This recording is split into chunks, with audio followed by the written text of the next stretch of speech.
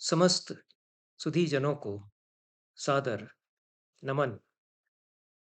मैंने कल यूट्यूब के अपने इसी चैनल पर कला विमर्श, सौंदर्य शास्त्र और 64 कलाएं तथा आज के जीवन में उनकी उपयोगिता इस शीर्षक से एक वक्तव्य प्रस्तुत किया है। मैंने उसमें जो वात्स्यायन के द्वारा प्रदत्त 64 कलाओं की सूची है, वह प्रायः मानक सूची मानी गई है। उस पर विचार करते हुए शुक्र नीति, ललित विस्तर, प्रबंध कोश आदि ग्रंथों में जो वात्स्यायन ने नाम दिए हैं 64 कलाओं के, उनके नामांतर यदि मिलते हैं अथवा उनके लक्षणों में कहीं भेद है, लक्षणों में यदि विस्तार है, उस पर मैंने चर्चा की है। आज के इस वक्तव्य में मुख्य प्रतिपाद्य यह है कि वैदिक काल से जो 64 कलाओं की परंपरा चली आ रही है, वह उत्तर वैदिक काल में प्रथम शती ईसा से लगा करके मध्यकाल और उत्तर मध्यकाल तक किस प्रकार पल्लवित होती गई। और यह तो मैंने कहा ही था कि ललित विस्तर में 86 और अन्य ग्रंथों में 72 सूचियों की 72 कलाओं की सूची मिलती है। 64 की संख्या पर आग्रह होने के कारण एक परंपरा 64 कलाएं स्वीकार करती है, अन्य परंपराओं में संख्या और भी अधिक है। कलाएं तो अनंत हो सकती हैं, सारा जीवन ही कला है। जीवन में जो कुछ हम करते हैं वह सब कलात्मक हो सकता है, कला का एक रूप हो सकता है। इसीलिए कला और सौंदर्य का गहरा परस्पर संबंध है। और कला का जीवन के व्यवहार से भी संबंध है। कला विमर्श जितना है वह जीवन विज्ञान है। इसलिए आज जो जीवन विज्ञान की चर्चा करते हैं, आर्ट ऑफ लिविंग आदि की चर्चा करते हैं, वो यदि प्राचीन भारतीय कला विमर्श को संज्ञान में नहीं लेते हैं तो उनकी चर्चा अधूरी ही रहेगी। वात्स्यायन ने तथा अन्य आचार्यों ने प्राचीन काल में जो 64 कलाएं बताई थीं, उनके नाम भेद भी मिलते हैं, उनमें नई कलाएं भी जोड़ी गईं। तदनुसार शुक्र नीति में जिस प्रकार से विवेचन किया गया है कलाओं का, उसमें 64 कलाओं की सूची के बाहर अनेक कलाएं परिगणित की गई हैं। और ये बड़ा ही रोचक विषय है कि किस प्रकार से जैसे जैसे समाज में औद्योगिक यांत्रिक प्रगति होती है, सभ्यता का विकास होता है, कलाओं में विकास होता है। कलाएं समाज से जुड़ी हुई हैं, तो नए नए उत्पाद आते हैं, नए विज्ञान ज्ञान के क्षितिज खुलते हैं। तदनुसार कलाओं की संख्या निरंतर वृद्धि उसमें होती जाती है। यह ज्ञान विज्ञान की परंपराओं से कला परंपरा का, सौंदर्य शास्त्र का जो गहरा संबंध है, उसको ही यह प्रदर्शित करता है।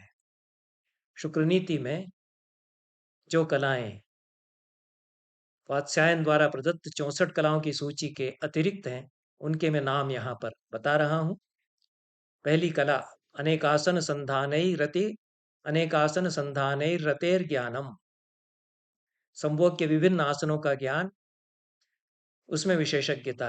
यह 7वें क्रमांक पर शुक्र नीति में यह कला बताई है।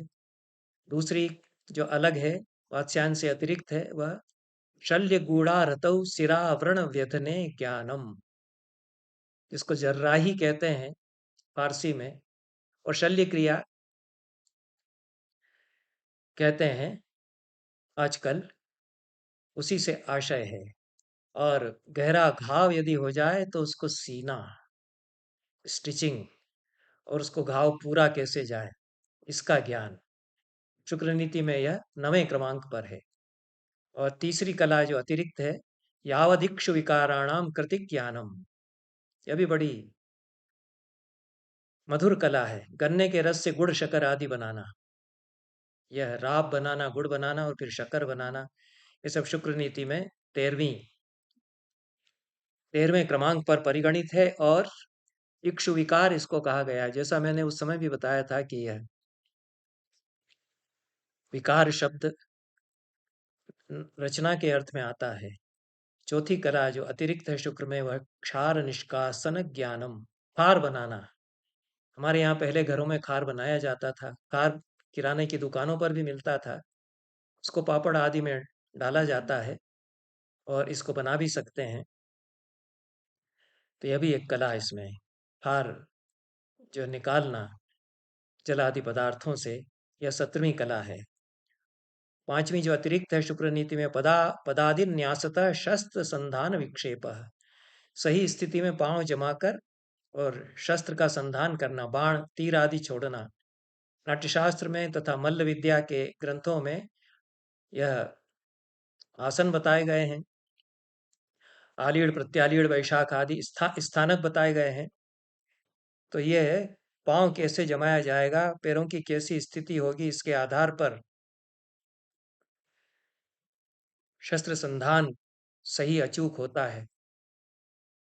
इसलिए शस्त्र संधान के समय पदादि न्यास, सही स्थिति में पांव कैसे जमाया जाए इसका ज्ञान होना।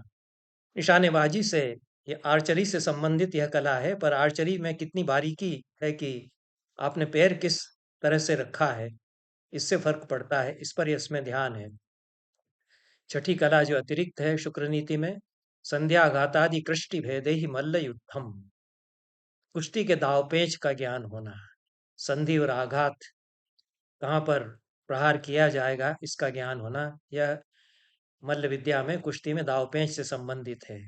7वीं कला जो अतिरिक्त है शुक्र नीति में, यंत्राद्यस्त्र निपातनम, यंत्रों से अस्त्र फेंकना।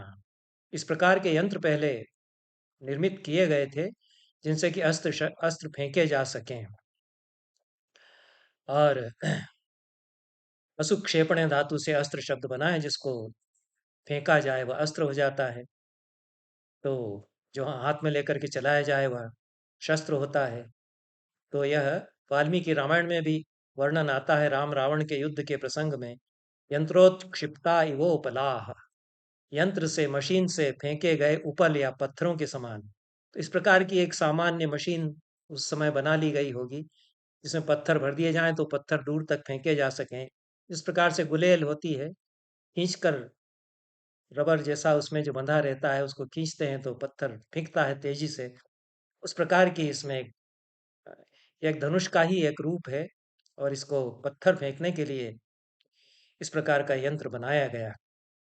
तो रामायण महाभारत के काल में भी इस प्रकार के यंत्र प्रचलित थे। इसको शुक्र नीति में 20वीं कला में परिगणित किया गया है। 8वीं कला जो अतिरिक्त है शुक्र में, वाद्य संकेत तो व्यूह रचना आदि, युद्ध में जो बाजे हैं, बैंड है, मिलिट्री बैंड है, उसके संकेत पर व्यूह बनाना, कि उसकी ताल और धुन कैसी है, उसके अनुसार फिर व्यूह रचना करना। तो यह है महाभारत में, रामायण में भी युद्ध के समय तरह तरह के बाजे बजाए जाने का वर्णन आता है। तो बाजे केवल उत्सव के लिए नहीं बजाए जा रहे हैं, यद्यपि युद्ध को उत्सव के रूप में भी लिया जाता था प्राचीन काल में। युद्ध भी जीवन का एक उत्सव था, मरण भी जीवन का उत्सव है, ऐसी दृष्टि वहां पर थी। पर विशेष रूप से जो वाद्य उसमें अवनद्ध वाद्य बजाए जाते थे, वो तो सैनिकों को किस तरह से पैंतरे बदलना है और व्यूह कैसे बनाना है, इसके संकेत के लिए होते थे। तो वाद्यों के संकेत से व्यूह रचना करना, ये कला, इसकी मिलिट्री साइंस में, मार्शल आर्ट्स में इसकी शिक्षा दी जाती थी। शुक्र नीति में यह 21वीं कला बताई गई है। 9वीं ये जो अतिरिक्त कला है वो गजाश्वरथ गत्या युद्ध संयोजनम, उसी से मिलती जुलती कला, यह भी मिलिट्री साइंस से संबंधित कला है, सामरिक विज्ञान से संबंधित कला है। हाथी घोड़े और रथ के द्वारा यह युद्ध का संयोजन। तो वहां तो पैदल सैनिकों के लिए है कि बैंड के संकेत पर वो अपने व्यूह रचना करें, पैदल सैनिक। और यहाँ जो अ, हाथी घोड़े घुड़सवार और रथ सवार हैं, उनके लिए संकेत देने के लिए यह कला है। 10वीं अतिरिक्त कला विविधासन मुद्रा भी देवता तोषणम, इस कला का संबंध कुछ तंत्र से है। तो जो मुद्राएं हैं, किस देवता के लिए कौन सी मुद्रा अपनाई जाएगी, ज्ञान मुद्रा है या अन्य मुद्राएं हैं, ये नाट्यशास्त्र संबंधी ग्रंथों में भी परवर्ती काल में मुद्राएं बताई गई हैं, और तंत्र के ग्रंथों में तो मुद्राएं बताई ही जाती हैं। हाथों की जो आकृति है वो कैसी होनी चाहिए, कि वो किसी देवता विशेष से उसका संबंध जुड़ता है, वो देवता उससे प्रसन्न होती हैं। यह अलग-अलग देवताओं के लिए अलग-अलग मुद्राएँ हाथों की होती हैं। यह शुक्र नीति में 23वीं कला बताई गई है। 11वीं अतिरिक्त कला सारथ्यम है। यह तो रथ हाँकने की कला है। सब लोगों को इसमें वैशारथ्य प्राप्त नहीं होता है। महाभारत काल में कृष्ण और शल्य ये बड़े सारथी माने गए, सारथ्य में बड़े निपुण माने गए। तो यह विशेषज्ञता का क्षेत्र है, रथ हाँकने की कला। और यह 24वीं कला है अतिरिक्त शुक्र नीति में। 12वीं जो कला अतिरिक्त है, 24वें क्रमांक पर है शुक्र नीति में। 12वीं कला जो अतिरिक्त है शुक्र में, वह गजाश्वादेह गति शिक्षा। हाथी और घोड़ों को चाल सिखाना, घोड़ों को नचाना, यह भी एक कला है। तुरग नचा वहीं कुंवर वर, अकनि मृदंग निशान, तुलसीदास ने वर्णन किया है। मृदंग की थाप पर जो राजकुमार हैं वह घोड़ों को नचा रहे हैं, बारात के साथ जो घुड़सवार हैं वो। तो घोड़ों को इस तरह की शिक्षा दी जाती थी, उनकी ट्रेनिंग की कला। यह शुक्र नीति में 25वें क्रमांक पर है। यह 12वीं कला अतिरिक्त है शुक्र नीति में। 13वीं कला जो अतिरिक्त है वह मृत्तिका काष्ठ पाषाण धातु भांडादि सत्क्रिया। मिट्टी, लकड़ी, पत्थर, धातुओं आदि से तरह तरह के बर्तन बनाना। इसमें अ,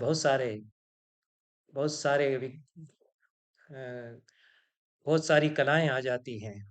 यह 26वें क्रमांक पर है। प्रबंध कोश में काष्ठ घटन कर्म इसको नाम दिया गया है। वो पाषाण कर्म अलग है वहां पर कला। तो काष्ठ घटन कर्म और पाषाण कर्म ये दो अलग अलग कलाएं प्रबंध कोश में बताई गई हैं। जबकि शुक्र नीति में इन सब को मिलाकर के समेकित रूप में एक क्रिया सूचित की गई, एक कला सूचित की गई है। 14वीं अतिरिक्त कला शुक्र में तटाक वापी प्रासाद समभूमि क्रिया। लेवलिंग से आशय है तालाब बावड़ी आदि बनवाने के लिए और प्रासाद या भवन आदि बनवाने के लिए भूमि को समतल करना। यह कला है शुक्र नीति में 28वें क्रमांक पर। यह नामजद है या सूचित है। 15वीं कला जो अतिरिक्त है शुक्र में घट्याद्यनेक यंत्राणाम वाद्यानाम कृति। आचार्य प्रसाद द्विवेदी के अनुसार इसका आशय है कि वाद्य यंत्र तथा पंचक्की जैसी मशीनों का बनाना। जो घट्टी पंचक्की भी बचपन में हम लोगों ने देखी है, और पानी के सहारे वह चलती थी, इसलिए पंचक्की उसको कहते थे। बड़ी तेज आवाज उससे निकलती थी और आटा पीसने के लिए वो पंचक्की पहले कार्य में लाई जाती थी। अब यह कितना विज्ञान पहले विकसित था और पानी का उपयोग उन्होंने बिजली के लिए कार्य के लिए पहले किया था, इसके प्रमाण मिलते हैं। तो घटी घट्टी उन्होंने माना है या आटा पीसने जैसा यंत्र हो सकता है आचार्य प्रसाद द्विवेदी के अनुसार। और इस प्रकार के यंत्रों का निर्माण, यह 15वीं अतिरिक्त कला है शुक्र में। 16वीं अतिरिक्त कला जो है हीन मध्यादि योग रंजनम। विभिन्न रंगों के मिश्रण से नए रंग बनाना और उनसे रंगाई करना। यह 47वीं कला है ललित विस्तर में। और शुक्र नीति में भी यह सूचित है। और वस्त्र ललित विस्तार में वस्त्र राग इसको कहा है, कपड़ों की रंगाई। 17वीं अतिरिक्त कला शुक्र में जलवायु अग्नि संयोग निरोधी क्रिया। पानी हवा और आग का मिश्रण करके यानी बांध कर चमत्कारपूर्ण कलाओं का प्रदर्शन। यह जादू या इंद्रजाल से संबंधित है यह कला, और इंद्रजाल भी कलाओं में गिना गया है, जादू जिसको कहते हैं। और पानी आग आग और हवा के द्वारा यदि दिखाया जाएगा तो वह यह एक अलग कला हो जाएगी इंद्रजाल के अंतर्गत। 18वीं अतिरिक्त कला शुक्र में नौका रथादि यानानाम कृति ज्ञानम। नाव रथ आदि वाहनों का बनाना, यह कला इन्होंने सूचित की है। और 19वीं अतिरिक्त कला जो शुक्र में है वह सूत्राधिकरण विज्ञानम। सूत्र आदि कातना और रस्सी बनाना। जूट से, जूट के जो मिलता है नदियों के कछारों में, उससे रस्सी कैसे बनाई जाएगी। या नारियल की जो जटाएं उनसे भी रस्सी बनाई जाती रही है। बचपन में तो हम लोगों ने बहुत इस प्रयोग किया है, उपयोग किया है नारियल की जटाओं से बनाई जाने वाली रस्सी का। तो रस्सी है, सुतली है, जूट से बनी हुए जितने भी रस्सी के प्रकार हैं, वो सब इसमें आते हैं। 20वीं अतिरिक्त कला अनेक तंतु योग, धागों से कपड़ा बुनने का, यह इन्होंने सूचित किया है। 21वीं कला चर्मणाम पार्थिवादि क्रिया ज्ञानम, टैनिंग जिसको कहते हैं, चमड़े को मुलायम बनाने की कला, यह भी अ, उपयोगी कला है और इसका बड़ा व्यावसायिक उपयोग है। शुक्र नीति सार में यह 40वें क्रमांक पर है।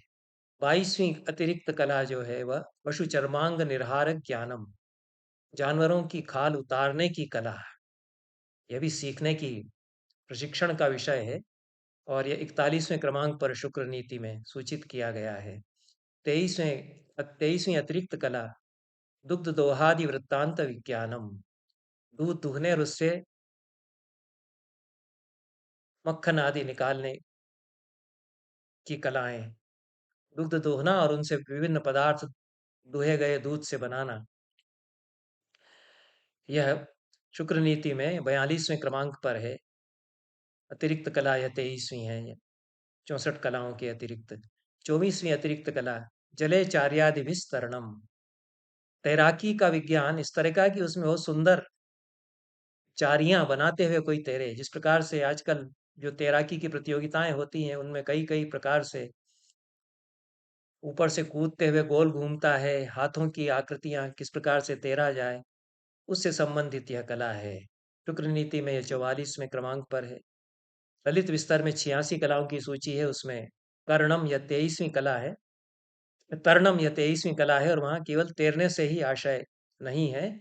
इसके अंतर्गत पार करना, नदी, तालाब, समुद्र, इनको तो नाव खेना और जहाज चलाने का भी आशय इसमें से ध्वनित होता है। तो कैसे धीरे धीरे जैसे विकास होता है, जहाज है, पोत हैं, तो उनको चलाना, उनकी कला, यह भी कलाओं में सम्मिलित कर लिया गया।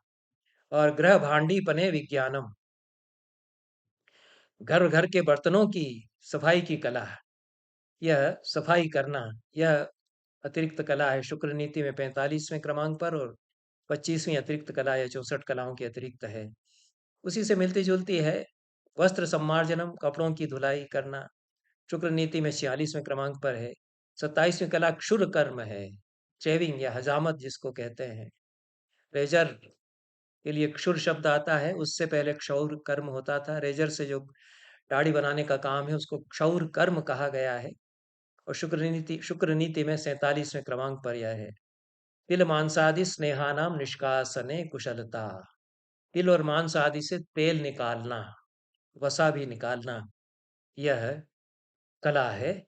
और किस प्रकार से घानियां पहले होती थी, बचपन में हम लोग जो तेल बनाते थे कच्ची घानी से, कोलू का बेल चलता रहता था, गोल घूमता था और बीच में यंत्र होता था, उसमें तिल डालते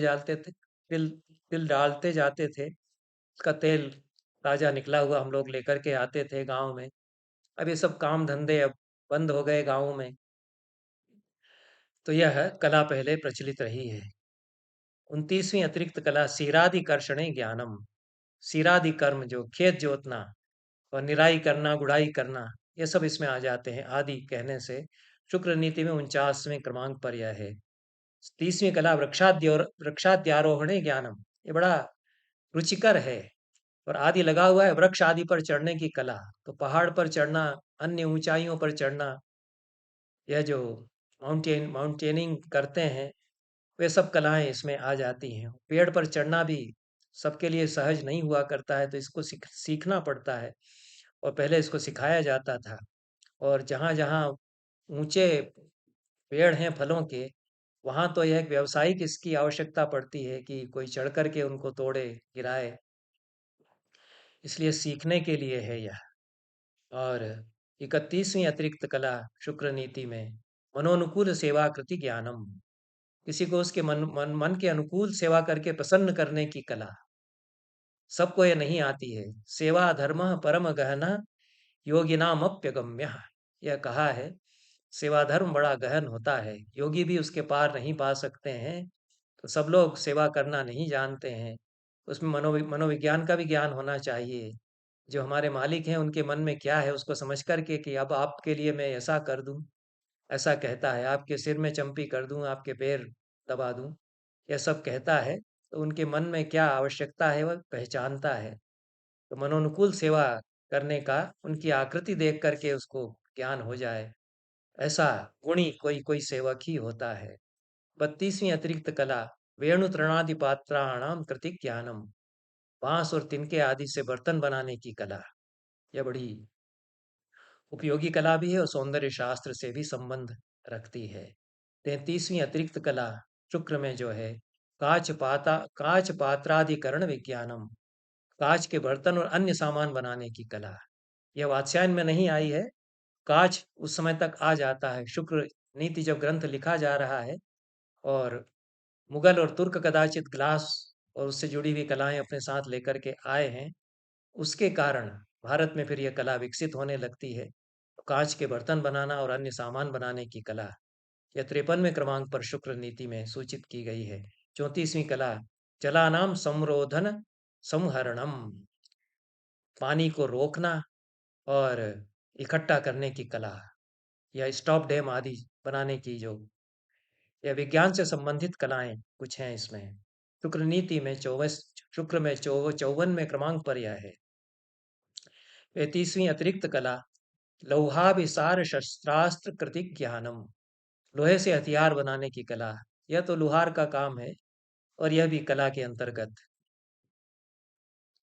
परिगणित है। 32वीं अतिरिक्त कला गजाश्व वृषभोष्ट्राणाम पल्याणादि क्रिया, पल्याण जिसको होदा या जीन कहते हैं, हाथी घोड़ा ऊंट, इनके लिए जीन तैयार करने की कला, यह भी बहुत ही महत्वपूर्ण है कि सेना के लिए हाथियों की घोड़ों की आवश्यकता है, ऊंट भी बहुत आवश्यक है। तो ऊंट के लिए क्या क्या आवश्यकताएं हैं, वो भी कला से जुड़ी हुई कुछ आवश्यकताएं हैं। शुक्र नीति में यह 56वें नंबर पर है, 32वीं अतिरिक्त कला है।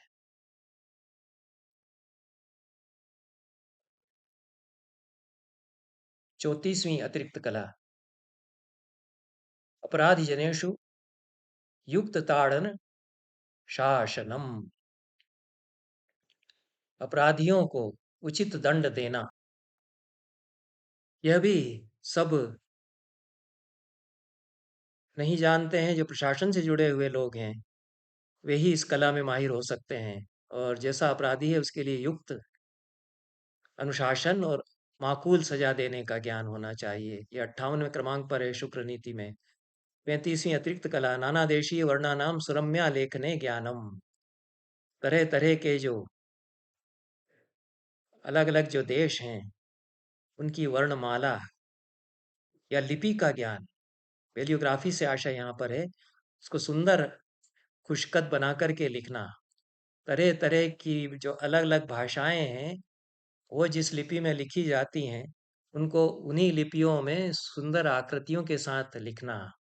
यह अरब देश में, मुस्लिम देशों में बड़ी उन्नत कला यह मानी गई है। और उर्दू फारसी में जो पोथियां मिलती हैं उनमें तो कई कई प्रकार से इसका उपयोग किया जाता है, कैलीग्राफी जिसको कहते हैं। तो यह भी शुक्र में अतिरिक्त आई है और इसके पहले इसका उल्लेख नहीं है। लिपि का ज्ञान है, लिखने की कला है, पर यह जो कैलीग्राफी है इसको जोड़ना, इससे भी यह लगता है कि जो विदेशों से संबंध हैं उनके आधार पर कुछ कलाएं हमारी कला सूची में हमारे आचार्य सम्मिलित कर रहे हैं।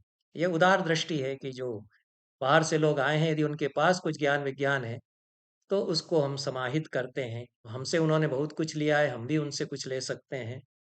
और यह होता आया है, इस आदान प्रदान संस्कृतियों में होता आया है।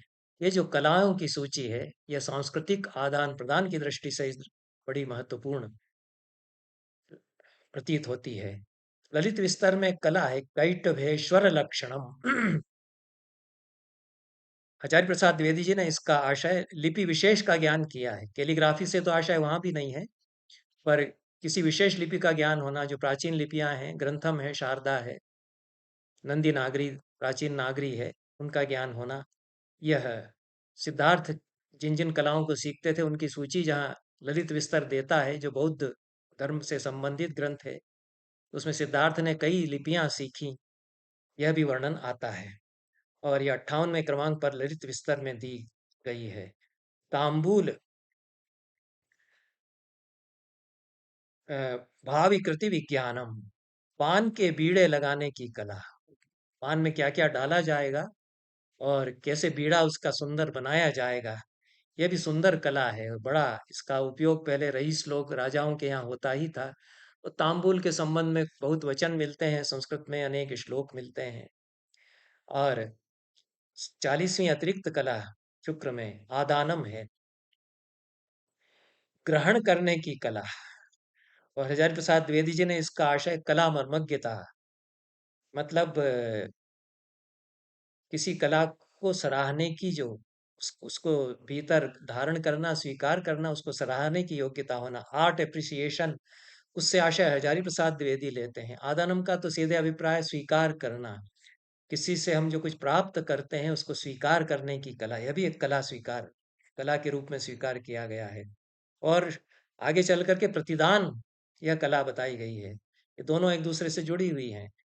स्वीकार करना, लेना, प्रतिदान उसके बदले में कुछ देना। तो आदान और प्रदान, ये दोनों एक दूसरे से जुड़ी हुई हैं। लेना भी एक कला होती है और देना भी एक कला होती है। संस्कृति के क्षेत्र में, कला के क्षेत्र में, साहित्य के क्षेत्र में दान प्रतिदान निरंतर होता रहता है। कोई दाता ही केवल नहीं होता। चाहे संस्कृत भाषा, उससे जुड़ी हुई परंपराएं हैं, या कोई भी महान संस्कृति हो, केवल देती ही रही हो ऐसा कभी नहीं हुआ। लिया भी उन्होंने है। यही संस्कृति के समुन्नयन का, उसकी भव्यता का, उदात्तता का लक्षण है कि वह देती ही नहीं है, लेती भी है। क्योंकि एकांगी विकास नहीं होता संस्कृतियों का कभी भी, स्वस्थ विकास की यही दिशा है। इसलिए हमारे आचार्यों ने आदान और प्रदान दोनों को कला के रूप में स्वीकार किया है। यह उनकी विशेषता है कला चिंतन। तो इस प्रकार से आदान और प्रदान दोनों की प्रक्रियाएं संस्कृति के क्षेत्र में होती रहती हैं। आशुकारित्वम, यह भी बड़ा रोचक है कि किसी काम को जल्दी निपटा सकने की योग्यता सब में नहीं होती है। कोई लोग हैं जो खूब बड़ा काम है उसको तुरंत तुरंत अच्छी तरह से कर सकते हैं। और इसके लिए बुद्धि चाहिए, प्रत्युत्पन्न मति भी चाहिए, कार्यकुशलता भी चाहिए। कई लोग काम को फैला देते हैं और धीरे धीरे कर पाते हैं। प्रतिदानम, यह देना प्रदान करना, इसमें सभी कुछ आ जाता है। शिक्षण कला भी आ जाती है, कैसे हम दूसरे को प्रदान करते हैं अपनी विद्या, कलाओं को सिखाने की योग्यता। तो आप बड़े कलाकार हो सकते हैं, लेकिन आप कला शिक्षक नहीं हो सकते। एक कला शिक्षक भी हो, ये आवश्यक नहीं है। सब लोगों में सिखाने की योग्यता नहीं होती है। बड़े बड़े संगीत के आचार्य होते हैं, बहुत बढ़िया गाते हैं, लेकिन शिष्य पैदा नहीं कर पाते हैं, क्योंकि सिखाने की जो कला है वो नहीं है। उसके लिए मातृत्व चाहिए, वात्सल्य चाहिए, प्रेम चाहिए, तब अच्छी तरह से सिखा पाएगा। तो यह है, प्रतिदान भी एक कला है। और आशुकारित्व से ही उल्टी एक कला बताई गई है। 43वीं अतिरिक्त कला यह है शुक्र में कि किसी काम को देर से कर सकने की योग्यता। कभी हमको डिले करना है, यह भी आवश्यक हो जाता है कि हम जल्दी नहीं निपटाएंगे, विलंबित करेंगे, उसको लटकाए रखेंगे। तो कैसे लटकाएंगे, और देर तक काम करने की अपनी योग्यता वो सब में नहीं होती है। तो यह भी बड़ी योग्यता है। वो यथावश्यक देर से करें, जहाँ आवश्यक है वहाँ फिर देर से करें, उसमें ढिलाई करें, या धीरे धीरे बहुत सुंदर रूप में करते हैं, इससे भी आशय हो सकता है। लेकिन चिरक क्रिया एक कला, आशुक क्रिया और चिरक क्रिया दोनों ही कलाएं मानी गई। यथा अवसर इनका उपयोग करना चाहिए। तो हम तुरंत तुरंत स्फूर्ति से करेंगे, स्मार्ट होकर के कर देंगे, निपटा देंगे। और काम ढिलाई दे करके करेंगे, यह हमारी आवश्यकता पर निर्भर है और हमारी सूझ पर निर्भर है। ये तो शुक्र में शुक्राचार्य ने जो कलाएं बताई हैं उनमें अतिरिक्त क्रियाएं हैं, अतिरिक्त कलाएं हैं 43 64 कलाओं के अतिरिक्त और कुछ 64 कलाओं से समान है, कॉमन है, उन पर मैं पिछले वक्तव्य में बात कर चुका हूँ। ललित विस्तर में बहुत सारी कलाएं अतिरिक्त हैं, क्योंकि वहाँ 86 की संख्या है। तो लंगितम या लांगना, कूर्दितम कूदना, जवितम दौड़ना, प्लवितम पानी में डुबकी साधना, जो दुर्योधन को इसका अभ्यास था।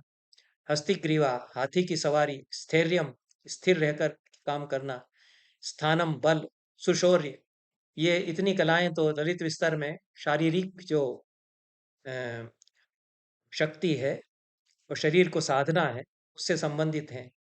और भेद्यम या भेदना, छेद्यम काटना, चतुयंत्र लाख की आकृतियां बनाना, मधु छिष्टक मोम मोम की आकृतियां बनाना, मोम से खिलौने या मूर्तियां बनाना, स्त्री लक्षण स्त्रियों के स्वभाव चरित्र का ज्ञान, पुरुष लक्षण पुरुषों के स्वभाव या चरित्र का ज्ञान होना, और हस्ति लक्षण, गो लक्षण, अज लक्षण, ये सब अज बकरा और बकरी को कहते हैं, अजा बकरी को कहते हैं, अज बकरे को कहते हैं, दोनों आ जाते हैं। तो सारे पशुओं के बारे में जानकारी या अश्व परीक्षा, गज परीक्षा, इन पर ग्रंथ लिखे गए हैं।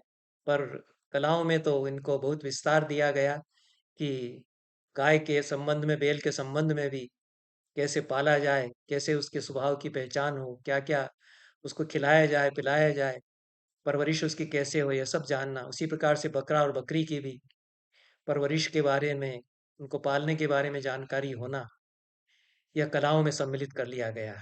और मिश्रित लक्षणम, ये बड़ा महत्वपूर्ण है कि मिलावट है यदि किसी सामान में तो उसकी पहचान होना। दूध में, घी में यदि मिलावट है, मिलावटी बेच रहा है, तो उसको कैसे पहचाना जाए।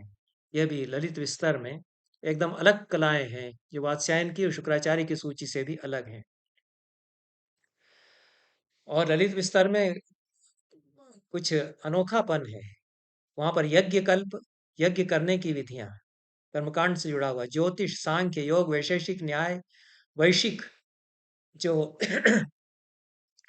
वेश धारण करने की कला से भी आशय हो सकता है, और जो वेश्याएं हैं, कोर्टिजन्स, उनका स्वभाव जानना और उनको कैसे सिखाया जाए, कैसे पहचान उनकी की जाए, उनके बारे में सारा विज्ञान है।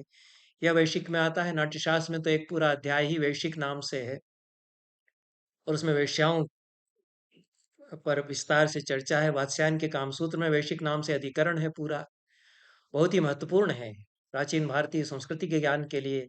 नाट्यशास्त्र का वैशिक शीर्षक अध्याय, और उससे अधिक वात्स्यायन के कामसूत्र का वैशिक शीर्षक पूरा अधिकरण, पूरा एक खंड ही जो उन्होंने विस्तार से दिया है, ये बहुत ही महत्वपूर्ण है।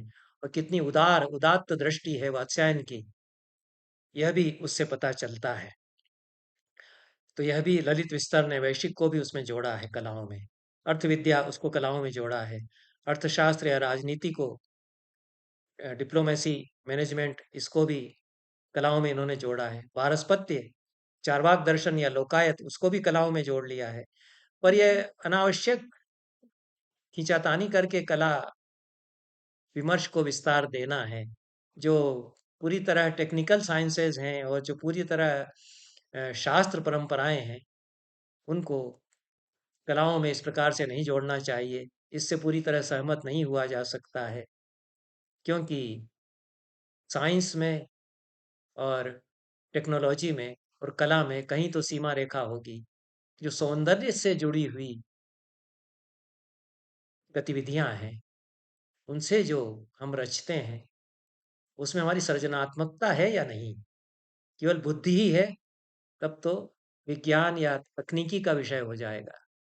और यदि हमारी सौंदर्य वृत्ति का, रचने की इच्छा का, सर्जन की इच्छा का विनियोग उसमें है, तब वह कला होगी। वही कला व्यवसायिक भी हो सकती है, व्यवहारिक भी हो सकती है। वही कला विशुद्ध आनंद के लिए भी हो सकती है। तो केवल आनंद के लिए, आनंद के साथ व्यवहार के लिए, तो केवल व्यवहार के लिए, तीन प्रकार से विभाजन हम कर सकते हैं। ये विभाजन भी एक दूसरे में गड्ढमड्ढ हो जाते हैं।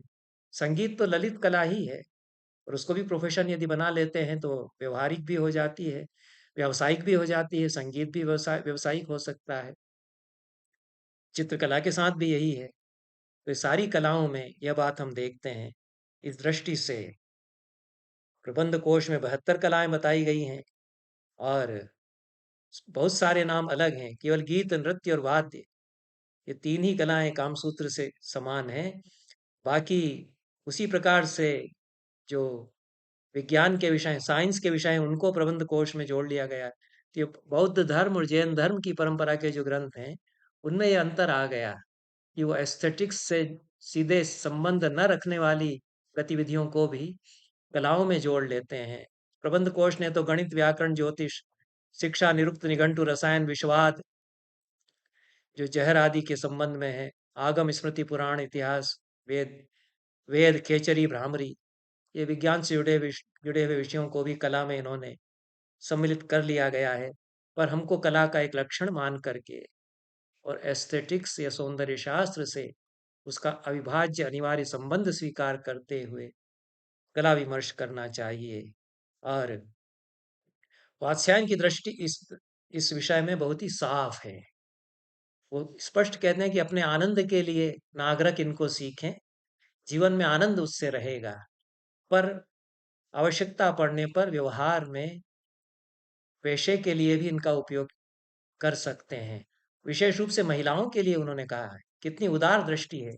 सारी महिलाएं 64 कलाएं सीखें, जो कुंवारी लड़कियां हैं उनको भी सिखाया जाए, आवश्यकता पड़ने पर अपने आनंद के लिए इनका उपयोग करें, घर में चित्तरंजन के लिए उपयोग करें। लेकिन पति परदेश चला गया है, अकेली छूट गई है महिला, तो 64 कलाओं के बल पर रोजी रोटी की व्यवस्था कर लेगी, ये वात्स्यायन कहते हैं।